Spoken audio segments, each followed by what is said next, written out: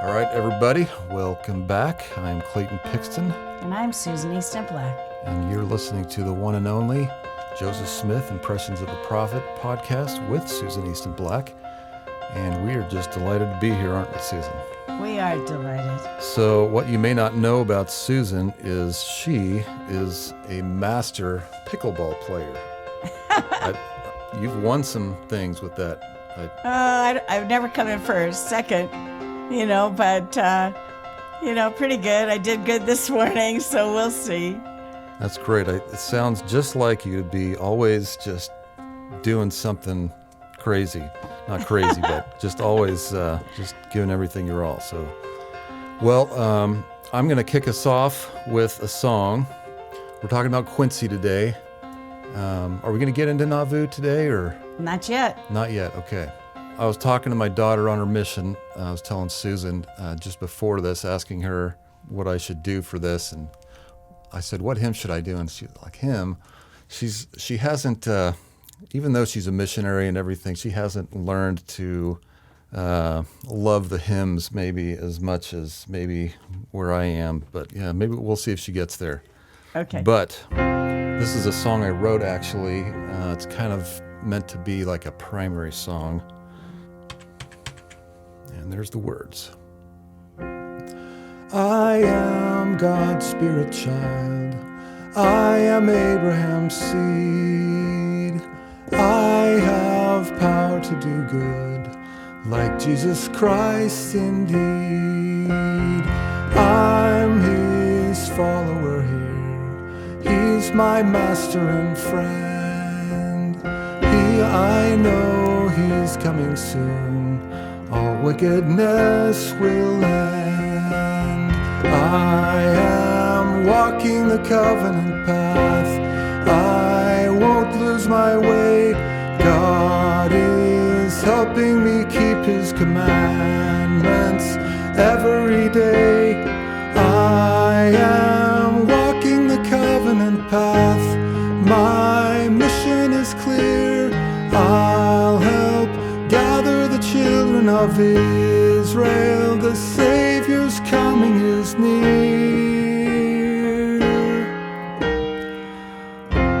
Smile, laugh, say a kind word. I can build people up. Hold back words that tear down.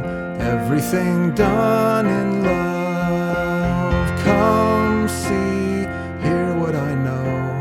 I know this is all true. See what brings me my joy. You can sure know it too.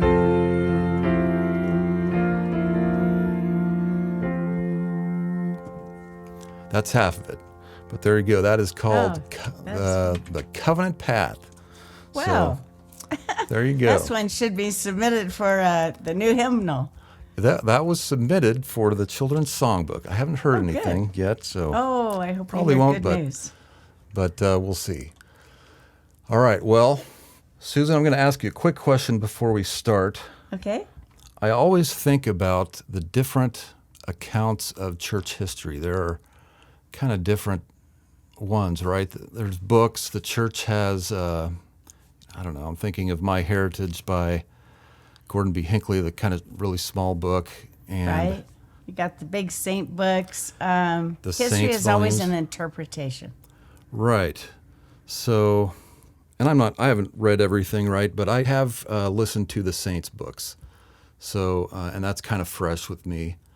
First of all, were you involved at all in that? I was not. It was done by mostly the people that were involved in the Joseph Smith papers that work up there in the church history library.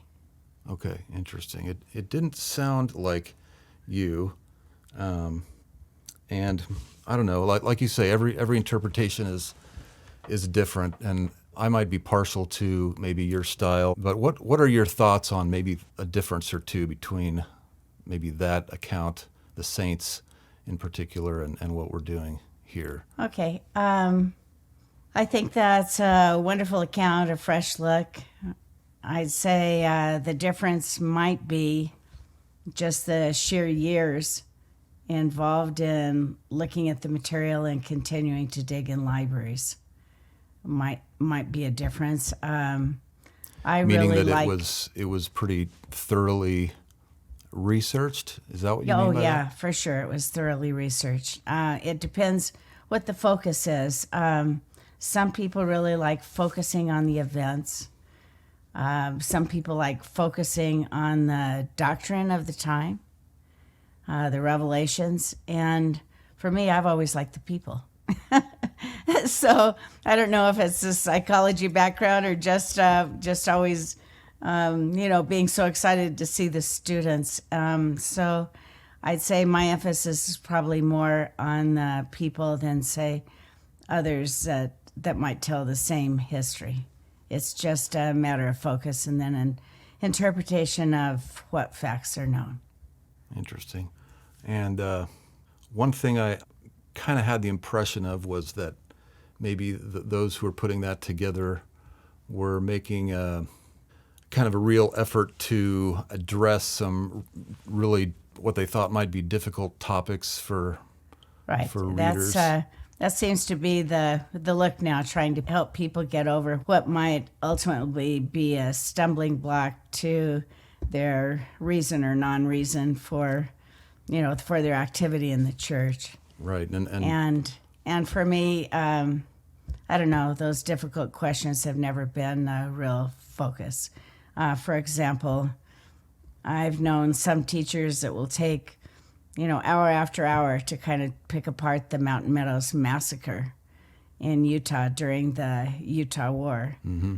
But for me, it's just part of what's a larger story. And so I like to more focus on the people that were there and especially the prophet that's the leader of the church.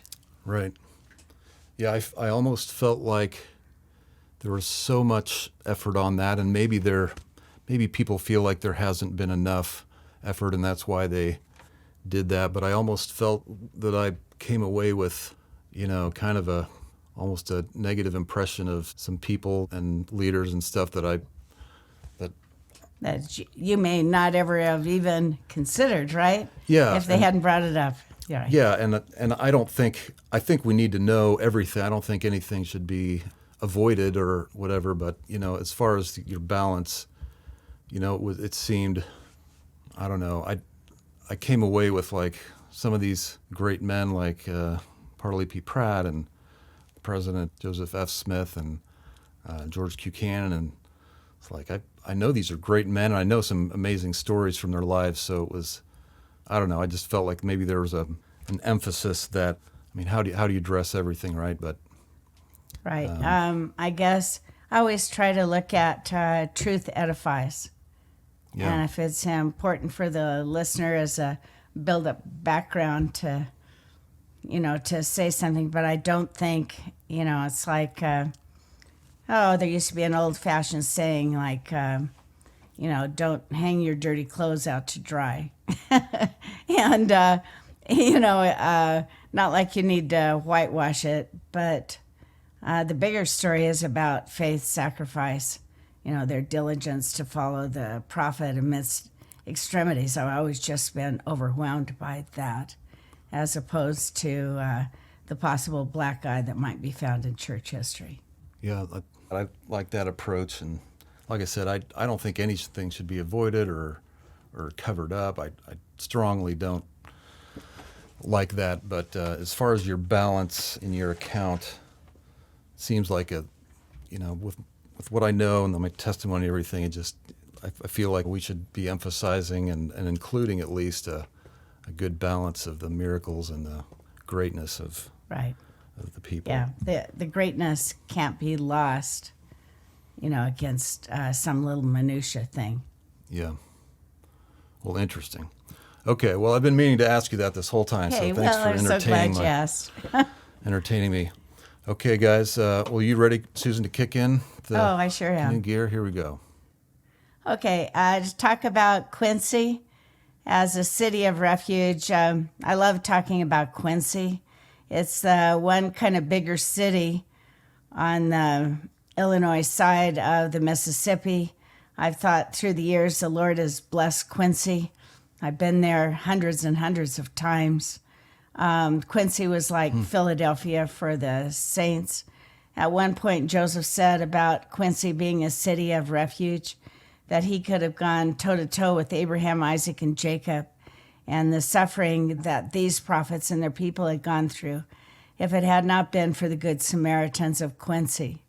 So rather than just gloss over Quincy, I thought we'd take a time for our time together and let the saints today and all of our listening audience know kind of the greatness of the city of Quincy and their efforts to help the Latter-day Saints when the Latter-day Saints were facing such extremities.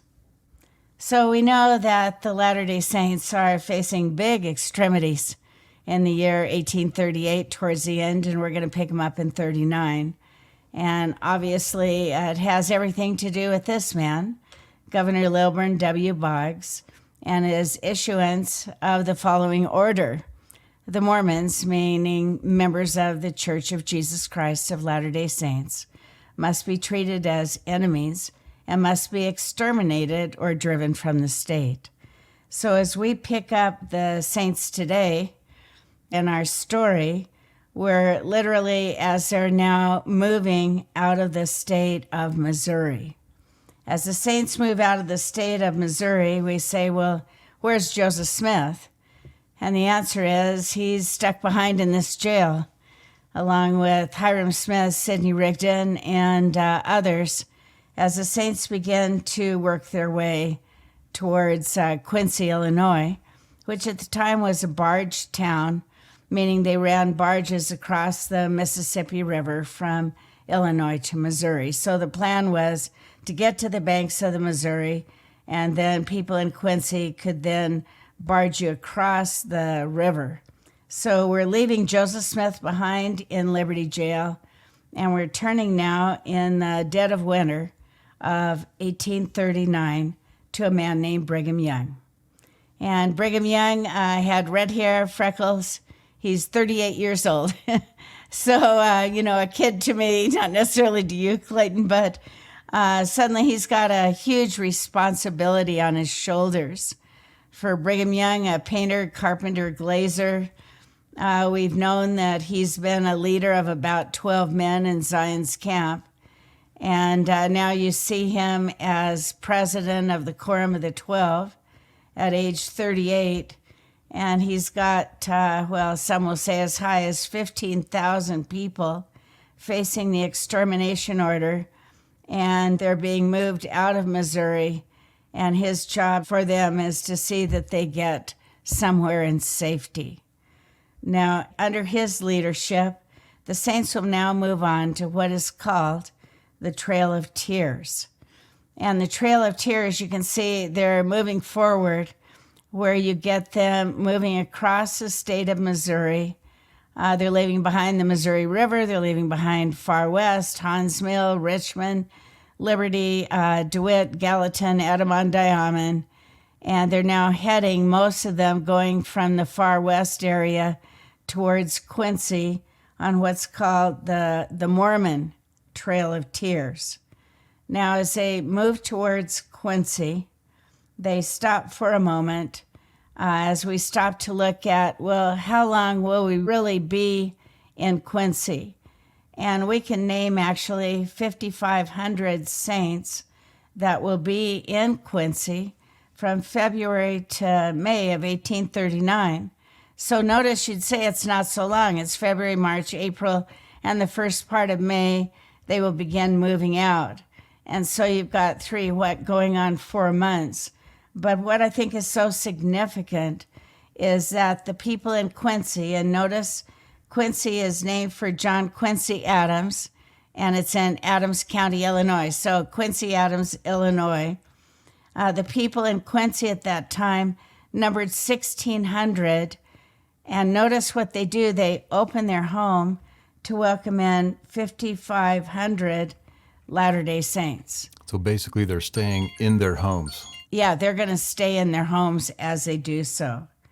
Now, we picked them up last time. We had them on the banks of the Mississippi River the Mississippi, as they arrived at the Missouri side, they could look across to Quincy, but the problem is ice is floating. And, those icebergs, you can see a little bit of ice on top, but you never know how deep that iceberg is in the bottom until it eventually freezes over.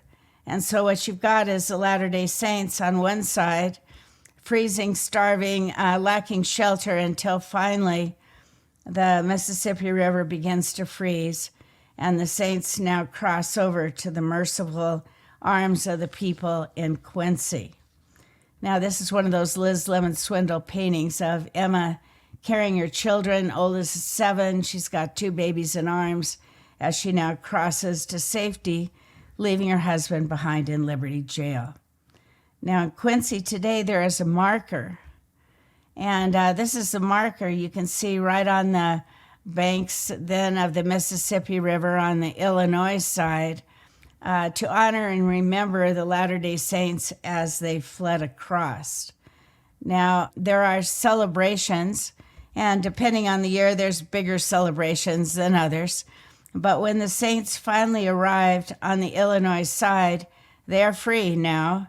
And where they head up to is you head up not quite a mile up to a place called Washington Park, obviously named after George Washington. And in Washington Park is where they will be met by residents of Quincy who will then begin to take families that come up on that side of the river. They will take them into their homes. Now, for years, Latter-day Saints have held celebrations in this Washington Park. And I happen to have attended one of those celebrations. This celebration in Washington Park, you can see kind of what used to be the old downtown area. It's the same location of the Stephen A. Douglas and also Abraham Lincoln debates there in this Washington Park. And there's an old rumor that this is where Abraham Lincoln said that he was honest, and they called him Honest Abe. Well, as the old story goes, and who knows, but Stephen A. Douglas will accuse Abraham Lincoln of not being honest. And Abraham Lincoln said, "Oh, but I am honest," and then shared a story about a railroad tycoon that came to his office in Springfield when he was a young attorney. And the railroad tycoon wanted him to do something illegal that would obviously be to the advantage of the railroad tycoon. And Abraham Lincoln said, no, he wouldn't do that. And so he threw the man out. I mean, basically the man walks out, and so the man comes back and he doubles his price, and Abraham says no, and he comes back the third time and says, I'll give you 10 times the amount if you do this for me. And Abraham Lincoln, a larger man, is reported to have jumped from behind his desk, gone out, lifted up this kind of little guy, and threw him down the stairs of his office there outside, at which point Abraham's partner, hearing the ruckus, comes out and wants to know what happened. And Abraham said, the man got too close to my price. And so from there, they said, well, that's so he goes, I am Honest Abe, and you get that thing. Well, Washington Park now becomes a place where the Saints will first set up some tents. It's where they will do the sacrament. And at one point, I was there for the 150th celebration. And it was actually really exciting. And for a moment, they had people all over that Midwest area. They came, people came from Utah and other places. They dressed like their pioneer who was helped by the people in Quincy.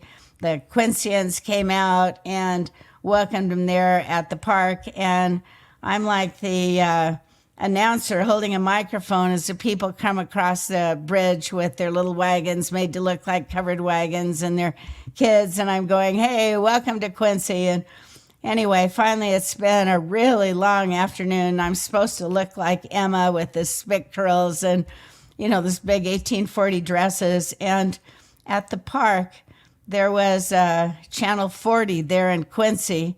It was a big deal. And they had come and they'd set up a kind of fancy tent for the broadcasting person. And Going into the tent, I saw this beautiful blonde, long hair, blue eyes, everything I was supposed to be, right? And she's there in the tent, and I'm out, and finally I'm being escorted in this kind of inner sanctum with the fans going on. And, I've been participating in all the activities all day, and I go in and I look at this beautiful woman, and I go, I'm about to be on the same camera that she's on, and I'm saying to myself, it's so unfair. At She's which probably point got her she wants fresh, to know. freshly done up and everything. Yeah, she wants to know, okay, so which church do you represent? And I go the long name, the Church of Jesus Christ of Latter-day Saints, and I see her writing on her kind of cheat sheets, she writes the Church of, and she spells Ladder, Ladder. And finally, I'm saying to the Lord, thank you. I can look as I look. I would never want to go through life that dumb. And so, so Quincy holds a happy place in my heart. But the people in Quincy, there's a museum there to honor the saints. I mean, it's a big deal in that area for the Latter-day Saints. Now, you're a good-looking woman, Susan. So you don't well, have to worry. You've got both going on. I don't know. Takes his tool. Age is the enemy of us all. But okay. So once we get to Quincy, the big question by the Latter-day Saints goes like this. The question is, which political party are you in Quincy? In other words, we've just come from facing all kinds of issues. And at that time in the United States, there were Whigs and there were Democrats. The Whig is a precursor of the Republican Party. And when the people in Quincy are reaching out in such an effort to help the Latter-day Saints, the leaders of the church will say, everybody that you're helping, because the Quincyans said that they were Democrats, the leaders will say, well, we are all Democrats too. In other words, we do not want the political wrangling and the difficulties that we've just had in Missouri to face them at any kind of get-go as we're now being fed and sheltered by all of you. So you'd say, from Quincy on, what's Parley P. Pratt? And I go, well, he's a Democrat. And you'd say, why is that? Well, he's never going to forget Quincy. And it used to be that a lot of the Latter-day Saints through the years were Democrat, and they would say, I'm voting Democrat because of Quincy, because of their kindness to either myself, my father, my grandfather, that kind of thing.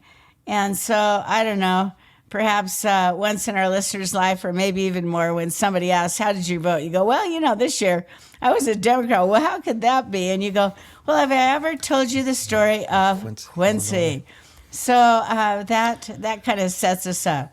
And so the Whigs, Democrats. How close or far did kind of the Whigs and Democrats align with current day Republicans and Democrats? Oh, I think they were completely far off either way. I don't know, far right, far left, but they were definitely off. But you get, so you'd say Joseph Smith, how was he voting? Democrat. Brigham Young, Democrat, and pretty much every Tom, Dick, and Harry at the time. And the closeness today, I'm not quite sure. Yep. But Washington Park is our gathering place. Okay, we've got that. Now, who's coming to Washington Park that's from Quincy? And there's a man named Ezra Taft Benson, and a man that some of us may remember as a prophet of God in our time. Ezra Taft Benson, you'd say it traces back to his great-grandfather. His grandfather was somebody that lived in Quincy. Ezra Taft Benson and his wife, they come over to Washington Park to see who they can help. You'd say when he comes over to see the saints, they're having a worship service or having a sacrament meeting, and Ezra T. Benson looks at the sacrament table and he sees men having a fight at the sacrament table. Now, personally, Clayton, I've never seen that. But Ezra T., he sees a fight going on at the sacrament table, and he turns to his wife and says something like, dear, in spite of what I'm seeing, I think this church could be true. So the Bensons have always said, we said it first. In spite of the actions of sister, brother, so-and-so, guess what? The church really is true. And that comes from Washington Park there in Quincy. What a great So the precedent. Bensons take people into their house. Who else is coming to take people in their house? Sarah Cleveland, her husband is a judge. She sees Emma and her children. She literally opens up her home and says, come with me. In other words, you're going to stay with me, perhaps like you're starting to do, Clayton. You're going to stay with me how many months? Great. Eat my food, stay under my roof. Let me help you. We can treat you better than you've been treated in Missouri. So Sarah Cleveland is one. Another one that's really helpful is Jonathan Browning. We know that the Browning repeating rifle, he's the father of that, and he will eventually join the church. Sarah Cleveland will be in our first Relief Society presidency. So you get Sarah's there, you got the Brownings, and then I think this man, when you see him, you go, well, I wouldn't want to see him in an alley. Yeah, he looks a little shady in this Looks portrait. a little shady, right?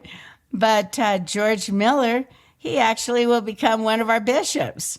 And very instrumental in taking care of the poor. He has a farm there in Quincy. He'll have all kinds of people will camp out on his farm and help him. Well, you can imagine 1,600 people for months taking care of 5,500, that eventually the people in Quincy hold a public meeting. And the public meeting is held by the courthouse. Remember, everybody has those little squares in the middle of the town. And what they're trying to say is, we got to take up some kind of collection. They're actually going to send some representatives to Washington, D.C., saying, help us out. We need some money. It's not for us, but we're trying to take care of these people. And it's interesting. Through the years, you get Quincy will help slaves that are escaping. I mean, they just kind of always are on the forefront of trying to help somebody that's suffering. But public meetings will be held in our behalf. We also find that right there on Washington Park, that Brigham Young will hold a roll call. In other words, Brigham Young has been charged by the prophet to get everybody out of Missouri safely. And how do you do that unless you have a roll call count to see who's out? And did we all make it? And so at the roll call, obviously names are taken. And the big question is, do you have your whole family? It's not, do you have your whole neighborhood? But what they're asking is, do you have your whole family? Some will say, yes, we're all here, and it'll be good, check off. In other words, here we're doing, good, there's a check off, next. But others will say, well, I'm here, but, I'm missing my oldest son, I'm missing my cousin, my grandmother. And then Brigham would say, can we help organize a group to help you to go back and bring them out? And so what you get on this Trail of Tears, it's a two-way experience. You get to safety, you bring your loved ones, but you don't get them all. Great, here's another 5, 6, 10 men. We're going back to help you get everyone out. When the people say, no, I'm missing my daughter, and they say, can I help you go back to get her? They say, no, I'm sorry, she denied the faith. And so you get this roll call kind of experience where you get a feeling of, excitement, jubilant. Yes, we're all here. The compassion, we can go back and help you. And then the sense of sorrow, they're not going to come back, even though, however many, efforts we make. And so the roll call becomes very important. Once the roll call is taken, we get Brigham Young now turns to his best friend, Heber Z. Kimball. And he says to Heber that Joseph Smith had prophesied that on April 26 of 1839, that the Quorum of the 12 would leave for their mission to England from the far west temple site. You got, you're, a couple hundred miles almost away. And so he goes, Joseph Smith prophesied, and it was definite date, April 26, 1839. And Brigham says, I'm going back. Father Smith, who has made it out, stands up and he goes, hey, Brigham. He goes, Joseph prophesied that date and that place when the temple site was just up the street from our homes. In other words, it would be like a jaunt to just go up to that temple site where you could dedicate yourself. And Father Smith says, if you're going to England, go from Quincy. In other words, you're here, you're together, just take off.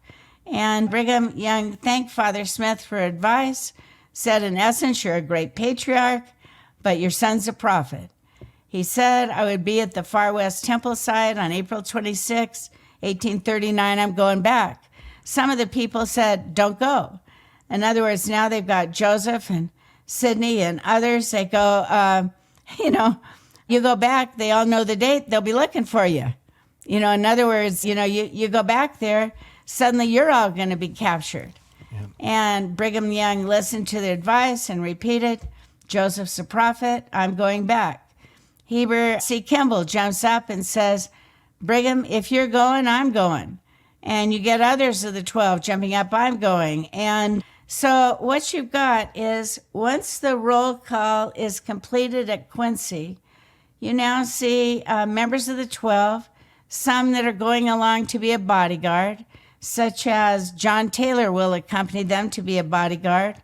When Brigham Young accepts John Taylor, George A. Smith, who'd been an armor bearer of the prophet Joseph in Zion's camp when he's like 16 years old, he jumps up and says, Brigham, if you're taking him as your bodyguard, I better go along to be his. In other words, hey, okay.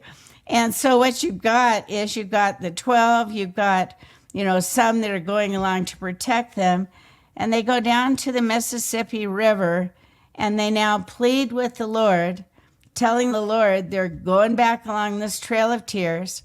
They plan to be back on April 26, 1839, and ask the Lord to blind their enemies as they head back because they only have a short time. So they leave the saints in the hands of the Quincyans, and off they now head back to Far West. I mean, if we had hours, Clayton, and apparently we seem to, but you'd say as they headed back, you get such stories as Brigham Young seeing an old friend. He'd even baptized him. And he said, it's Isaac Russell. He goes, hey, Isaac, what are you doing here? And Isaac says, well, I'm going to point out Brigham to the militia. He goes, I know Brigham will come back. He will come back thinking he's fulfilling prophecy. And Brigham says, don't you see him? And Isaac Russell says, no. Do you? And Brigham said, keep looking. I'm sure he's coming. And Brigham keeps riding right on. So just an amazing story of faith of these members of the Quorum of the 12 to now head to the Far West Temple site. I love how Brigham Young kind of took some charge to fulfill that prophecy, right? Yeah, huge effort on his part. Huge. I mean, obviously, he's closer to England by just going Quincy forward. Yeah, it doesn't make any sense, but yeah, it's all faith. It's all faith, all prophecy. So we're going to find they go to the temple site. Here's a kind of look as it is today. It's a grassy area. You can see some cornerstones that were put in the ground, some cement plaques that basically quote mostly Section 115. But they head to this temple site. And what they do as the 12 now dedicate themselves to the Lord, they put in a cornerstone, as if we're going to build a temple. And notice there's still no temple on this site, but they take the time to put a cornerstone in the ground. And so it was then, that not previously. Right. So you've got other cornerstones, but they're putting in one. And you get a closer look here as the cornerstone is put in the ground. And you'll notice by this point that the members of the 12, they don't have a full quorum. In other words, some have fallen. David W. Patton died in the Battle of Crooked River. Thomas B. Marsh has fallen away. William McClellan fallen away. And it will be at this point, there on April 26 of 1839, that 3 men will be placed in the quorum of the 12. By Brigham And Young. By, notice who's coming in. You get John Taylor's coming in. Where does he come in? And you'd say, well, it's about midnight. Then at this temple site, you get George A. Smith, who thought he was going to be a bodyguard. Well, he's one of the 12. His hairpiece, he always called it a hair hat, is a wig. Can you tell? Yeah, I didn't know that, but you can tell.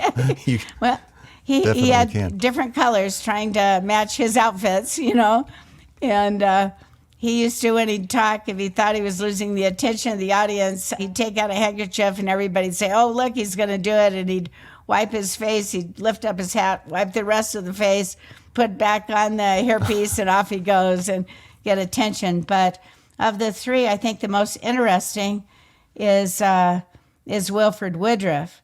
Wilford Woodruff, what he's doing there, he hadn't gone to Quincy. He was still serving a mission off the coast of Maine at the Fox Islands, and he had received a letter from Thomas B. Marsh telling him that someone in the Quorum of the 12 was going to fall and that Wilford would take his place, and that Wilford needed to be at that Far West Temple site on April 26, 1839. So here comes Brigham and the 12 and John Taylor and others, and Wilford's at the site just waiting for him to show up.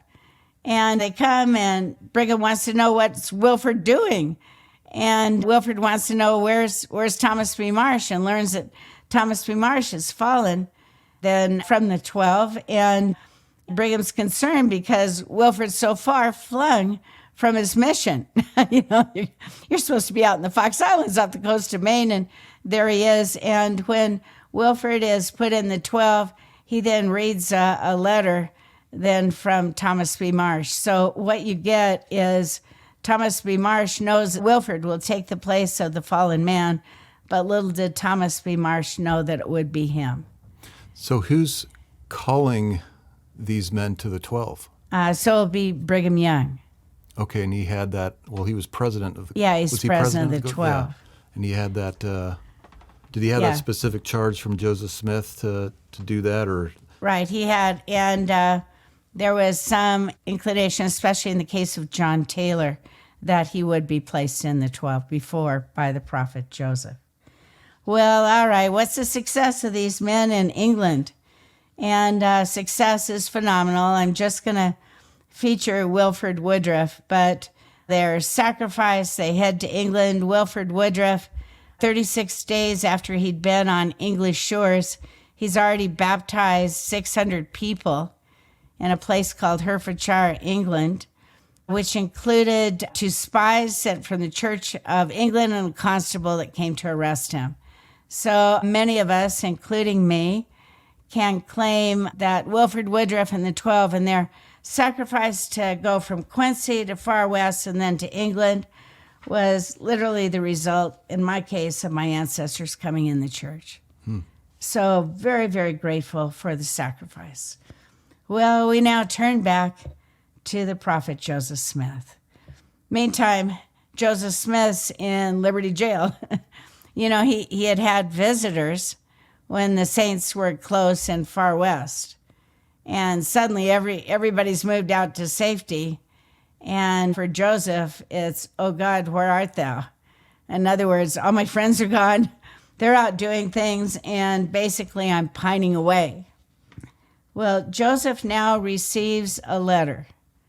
And the letter will literally have everything to do with what we call Nauvoo. But the letter goes like this. As many of the saints were heading towards Quincy, the man with kind of the really bushy beard, named Israel Barlow, he heads upriver. He doesn't go to Quincy, but he heads upriver into Iowa and meets a man called Isaac Galland. And Isaac Galland, an entrepreneur in his own right, owns a lot of land on both sides of the river and is anxious to get rid of his land. There's been a banking crisis, 1837 in the nation, 1839. Illinois had their own banking crisis again, and he's got hundreds, even going up to 1,000 plus acres that he wants to be able to sell.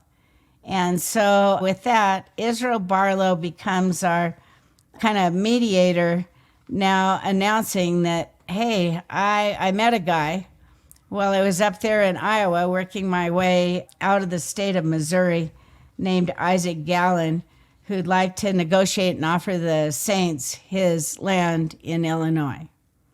So Joseph now receives a letter about this land opportunity while Joseph's still in Liberty Jail.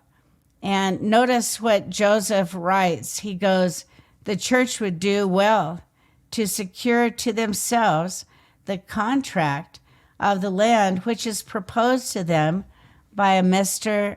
Isaac Galland. So this is on March 25th of 1839. So with that... It's kind of the Lord providing, sounds like. Yeah, don't you think, Lord providing? And I am sure the people in Quincy were going, when are you moving on? And suddenly here's an opportunity to make that happen. In the meantime, the people in Quincy are told, go to a notary public, go to a judge, go to somebody who can take your testimony, and we're going to put these all together and call them Missouri redress petitions and tell what you have faced. So for a moment, a woman named Delia Reed, could she read or write? I'm not sure. Most of them had stenographers that would write for them. But notice what she says, and it's going to be part of a huge package of what will be called the Missouri redress petitions.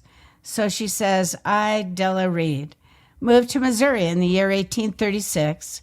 My husband died soon after we arrived and left me with 7 small children. I then moved to Caldwell County, made an improvement, and continued on said farm until the autumn of 1838.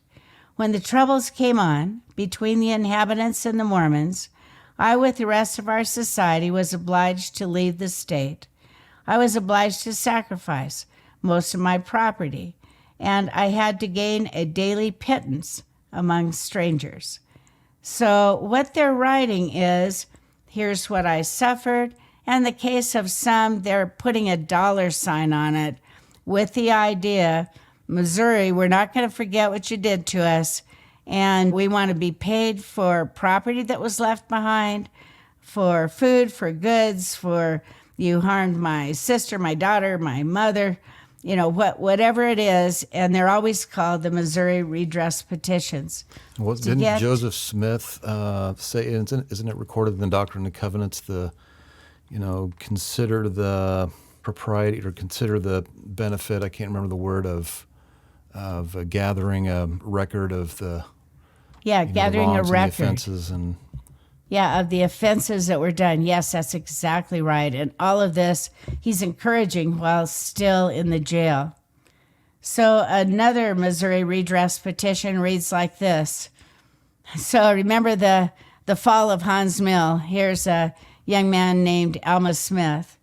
He writes, I hereby certify that my father stopped at Hans Mill and was living in a tent at the time the massacre took place there.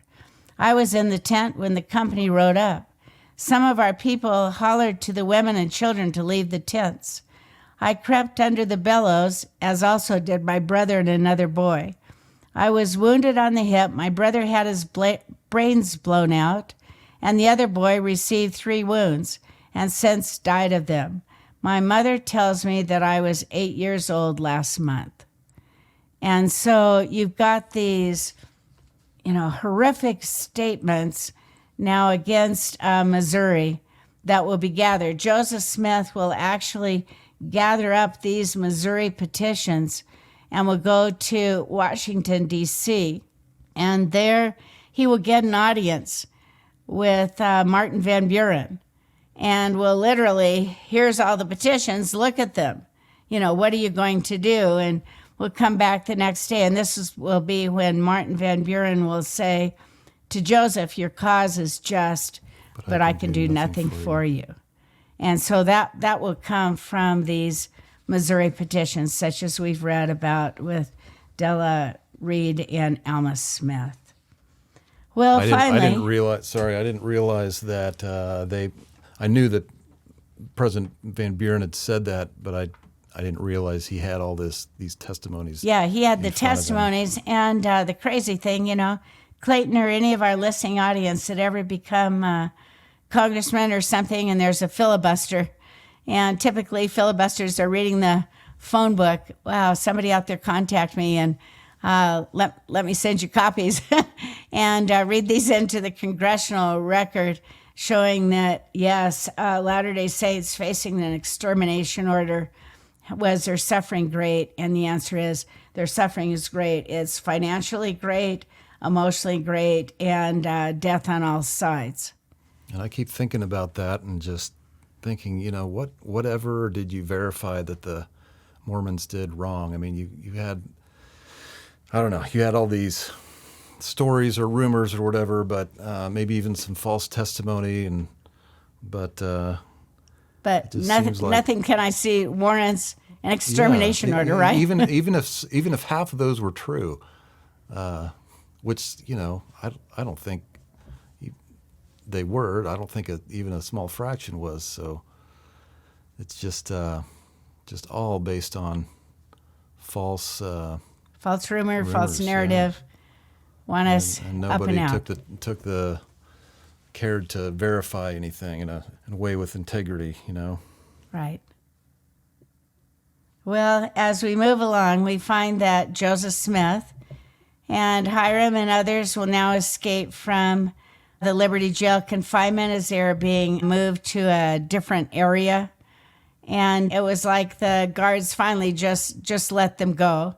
And Joseph will arrive in Quincy in time to attend a general conference. And our general conference was held from May 4th to May 6th of 1839 in Quincy. And obviously the saints are happy to see Joseph, and the big question is, now what, Joseph? We're all together. And the majority, obviously, of the church are gathered here. And you'd say, for some of us, it's kind of almost perfunctory when the names are read off of the leadership of the church. And you raise your hand and vote, and you go, of course, everyone votes. But at this point, Joseph's name is read off as a prophet, seer, and revelator, with his counselor then, one of the counselors named, was Sidney Rigdon. And Joseph will stand up and will say he no longer wants Sidney as his counselor. So it's the most unusual general conference. But Joseph doesn't explain why. He doesn't say that Sidney Rigdon, then in Liberty Jail at one point in a legal setting, had said, now I have suffered worse than Christ.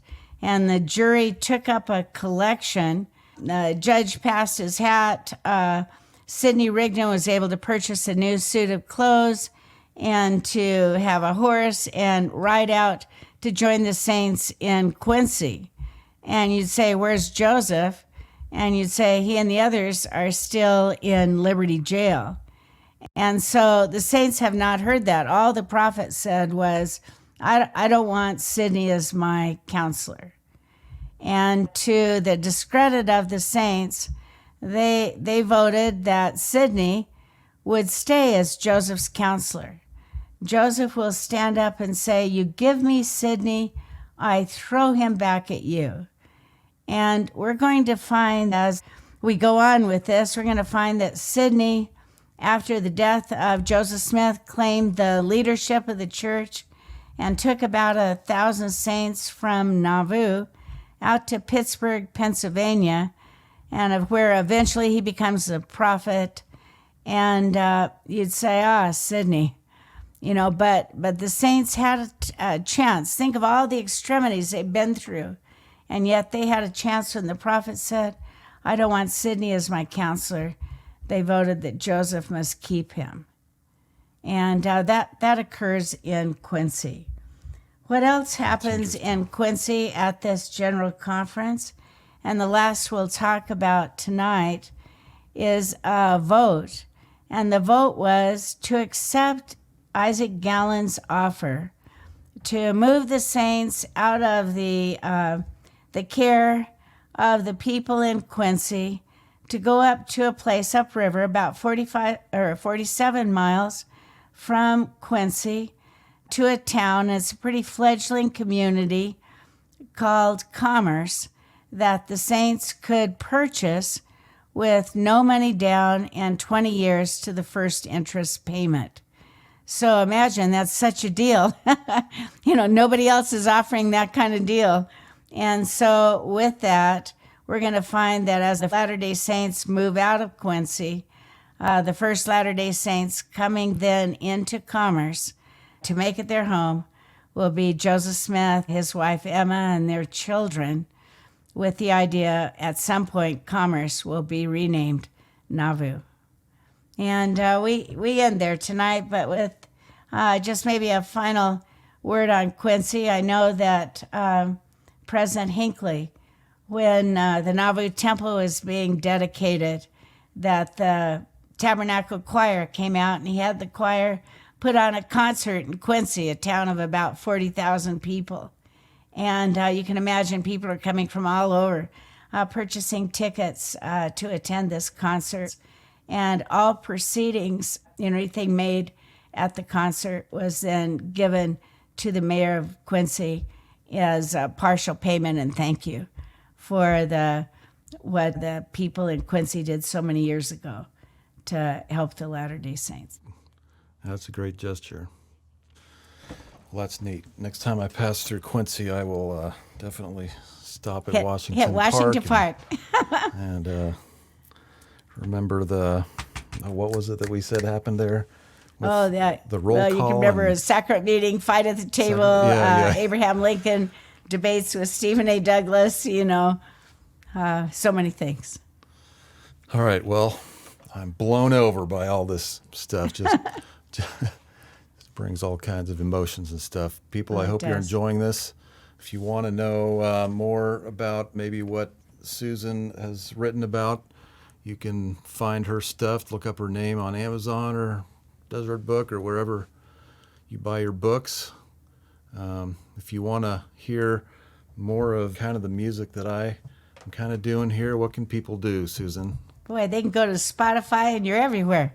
Yeah, I think so. Exactly right. And finally, if somebody, Susan, wants to know, well, is this stuff, really true? Was Joseph Smith a prophet? And is that Book of Mormon, is it really a true record of the people of the Americas? What can they do? Oh, well, I hope they find your daughter.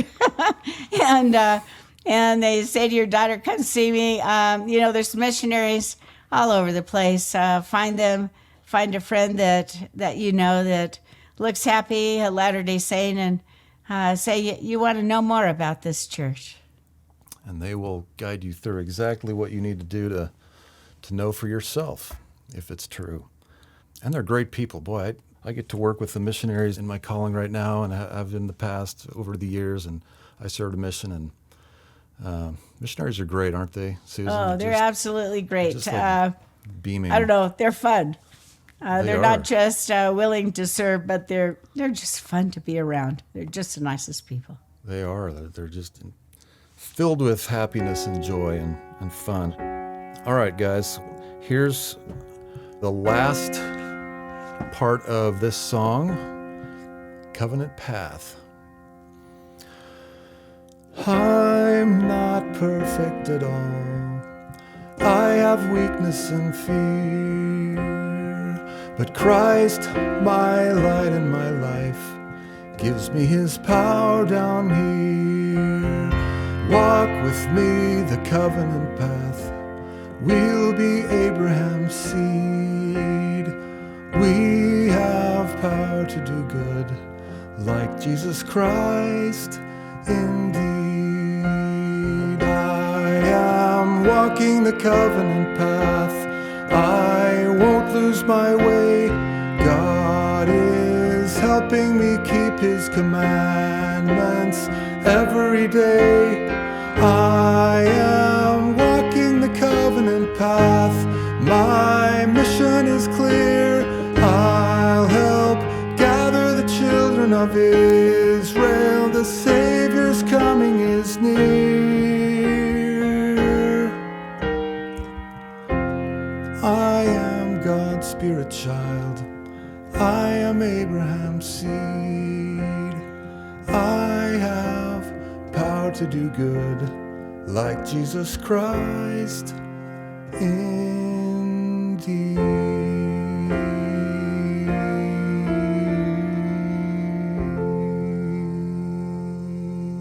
Oh, beautiful. There you go. All right, coming to it might not make the primary Oh, book I because hope it's so. a little. It might not be quite right, even though it's really cool. Anyway, they'll make the right decision, I'm sure. But guys, thanks for being with us as always, and we will catch you on the next one. Susan, any last words? No, you're great. Thanks for listening. Yep. Okay. Bye, guys.